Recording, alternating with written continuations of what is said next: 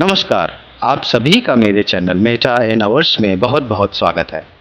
आप सभी से अनुरोध है कि कृपया इस चैनल को लाइक और सब्सक्राइब करें ताकि इसके कंटेंट आपको सबसे पहले मिल पाएँ। तथा आपसे एक अनुरोध यह भी है कि आप इसे अपने मित्रों और सगे संबंधियों को ज़रूर शेयर करें ताकि वो भी इसके कंटेंट का लाभ उठा सकें।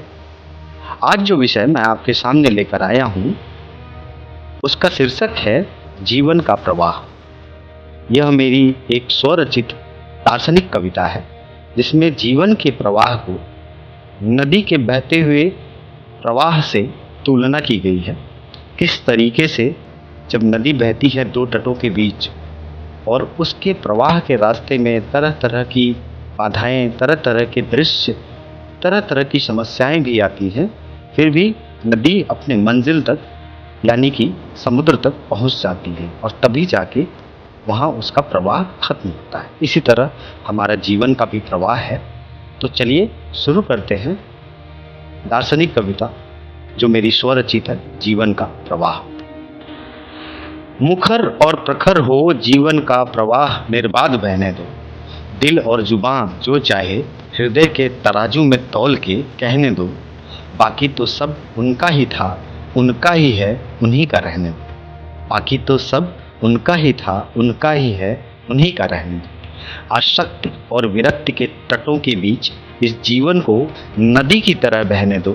जो मिले अपने अंदर भुला लो और बाकी की चाह अनजान राहों पर भटकने दो।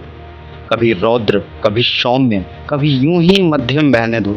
यह जीवन है, इसे बस खुद के हिसाब से चलने दो। सफ़र भी लंबा होगा, कहीं कहीं बाधाएं रास्ता भी रोकेंगी, कहीं प्रकृति कठोर भी होगी और कहीं मिट्टी नरम भी होगी। कभी पत्थर भी काटने पड़ेंगे और कहीं रेत ही रेत होगी। कहीं तपती हुई धूप होगी और कहीं छिटकी चांदनी रात होगी। बस अनवरत बहते जाना है, बस अनवरत बहते जाना है।